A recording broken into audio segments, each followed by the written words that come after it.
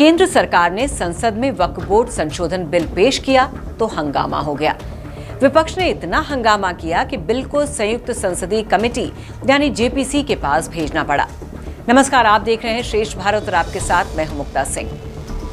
आज हम आपको विस्तार से बताने वाले हैं ये वक्फ आखिर है क्या, इसके पास कितनी संपत्तियां हैं, कौन इनका रखरखाव करता है, इस पर विवाद क्या है और सरकार इसमें संशोधन के जरिए क्या बदलना चाहती है।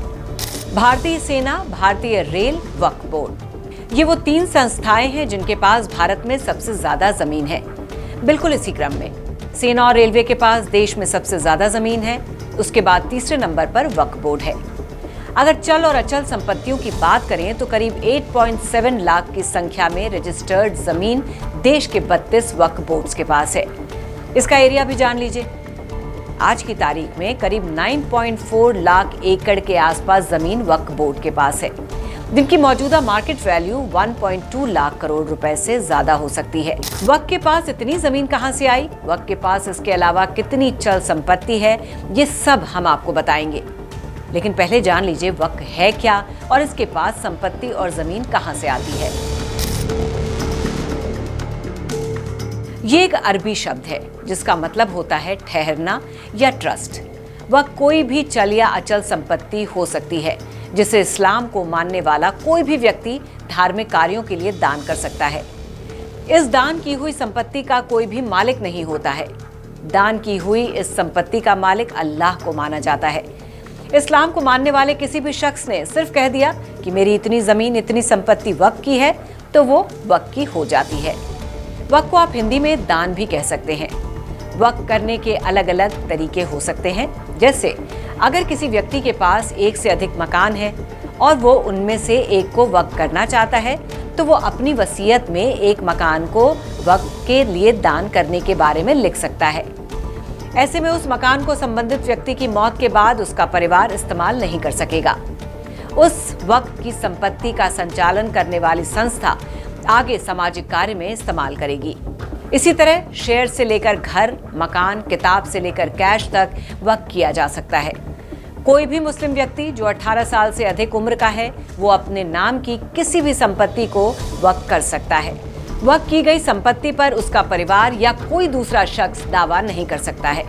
तो अब ये जानना जरूरी है कि वक्फ के पास इतनी अकूत संपत्ति है तो उसकी देखरेख कौन करता है, इस संपत्ति का कामकाज कौन देखता है। वक्फ संपत्ति का संचालन करने के लिए वक्फ बोर्ड होते हैं। ये स्थानीय और राज्य स्तर पर बने होते हैं। उत्तर प्रदेश, बिहार जैसे राज्यों में अलग अलग शिया और सुन्नी वक्फ बोर्ड हैं। राज्य स्तर पर बने वक्फ बोर्ड इन वक्फ की संपत्ति का ध्यान रखते हैं। संपत्तियों के रखरखाव, उनसे आने वाली आय आदि का ध्यान रखा जाता है। केंद्रीय स्तर पर सेंट्रल वक्फ काउंसिल राज्यों के वक्फ बोर्ड के साथ मिलकर ये काम करती है।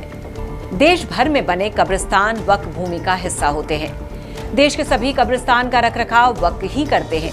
इस समय देश में 32 वक्फ बोर्ड हैं, जिनमें से अधिकांश के मुख्यालय राज्यों की राजधानियों में हैं। सभी वक्फ बोर्ड वक्फ अधिनियम 1995 के तहत काम करते हैं। वक्फ बोर्ड न सिर्फ मस्जिदों, दरगाहों, कब्रिस्तानों की देखभाल करते हैं, बल्कि वक्फ की संपत्ति से कई स्कूल, कॉलेज, अस्पताल, डिस्पेंसरी और मुसाफिरखाने भी चलाए जाते हैं। देश की आजादी के बाद तत्कालीन प्रधानमंत्री पंडित जवाहरलाल नेहरू की सरकार ने वक्फ एक्ट 1954 बनाया था। 1995 में इसमें कुछ बदलाव किए गए। इसके बाद 2013 में मनमोहन सिंह सरकार ने इस एक्ट में कुछ और संशोधन किए। इसके मुताबिक राज्य वक्फ बोर्ड एक सर्वे कमिश्नर की नियुक्ति करता है। सर्वे कमिश्नर राज्य में वक्फ की सभी संपत्तियों का लेखा जोखा रखता है। अब आप ये भी जान लीजिए कि वक्फ बोर्ड में कौन कौन होता है।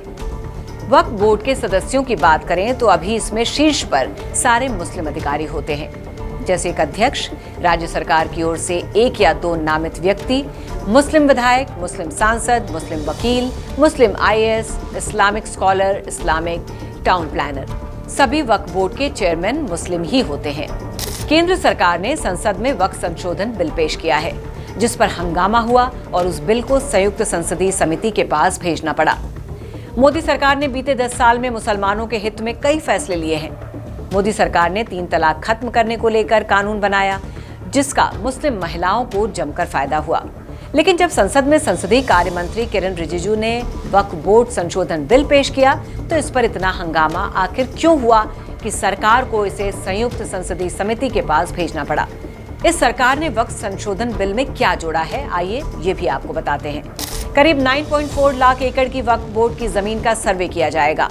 वक्फ बोर्ड के असीमित अधिकारों में कटौती की जाएगी। वक्फ बोर्ड में महिलाओं को शामिल किया जाएगा। वक्फ बोर्ड को अपनी संपत्ति डीएम के दफ्तर में रजिस्टर करानी होगी। वक्फ अधिनियम 1995 की धारा 40 को हटाया जाएगा। धारा 40 के तहत ही वक्फ बोर्ड को यह ताकत मिलती है जिसमें वो तय करता है कि फला संपत्ति वक्फ की है या नहीं। अभी तक वक्फ की संपत्तियों के निपटारे सर्वे कमिश्नर करता है, लेकिन संशोधन बिल के मुताबिक अब विवाद को कोर्ट में चुनौती दी जा सकती है। वक्फ संशोधन विधेयक में नई धाराएं 3A, 3B और 3C जोड़ी जा रही है, जिसके तहत वक्फ बोर्ड में अब मुस्लिम महिलाओं को बोर्ड में शामिल किया जाएगा। नए बिल के मुताबिक केंद्रीय वक्फ परिषद और राज्य वक्फ बोर्ड में कम से कम 2 महिलाएं होनी चाहिए।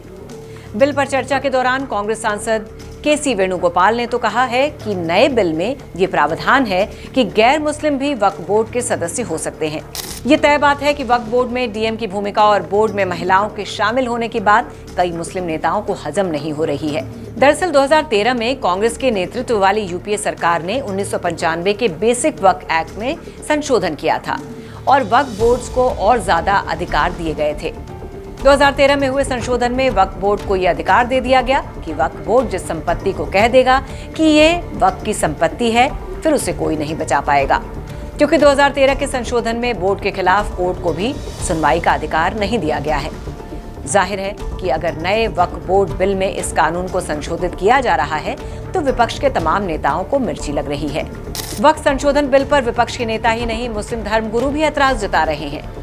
All India Muslim personal law board के सदस्य मौलाना खालिद रशीद फिरंगी महली का कहना है कि हम नहीं समझते हैं कि इसमें किसी संशोधन की जरूरत है। ताकतवर मुस्लिम नेता इसके खिलाफ मोर्चा खोले हुए हैं। तेलंगाना में असदुद्दीन ओवैसी और उनकी पार्टी के ताकतवर लोग कई सालों से वक्फ की प्रॉपर्टी को लीज पर लिए हुए हैं। दिल्ली में जमाते उलेमा हिंद के पास वक्फ की काफी संपत्ति है, लेकिन इसका कोई फायदा न बोर्ड को हो रहा है न ही वंचित मुसलमानों को। इसी तरह से महाराष्ट्र वक्फ बोर्ड की जमीन मुस्लिम समाज के ताकतवर लोगों ने अतिक्रमण कर रखा है। वक्फ संशोधन बिल पर संसद में हंगामा होने के चलते इसका पूरा प्रारूप फिलहाल देश के सामने नहीं आ पाया है। संयुक्त संसदीय समिति में चर्चा के बाद पता चलेगा सरकार इसमें वाकई कौन कौन से संशोधन करना चाहती है। लेकिन सरकार की मंशा वक्फ की अकूत संपत्तियों का लाभ आम मुसलमानों को दिलाने का है।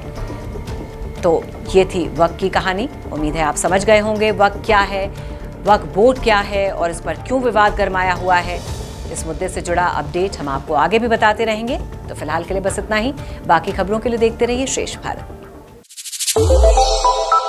श्रेष्ठ भारत पर खबरों से जुड़े रहने के लिए चैनल को सब्सक्राइब और लाइक करें, बेल आइकन दबाएं और देखते रहें श्रेष्ठ भारत।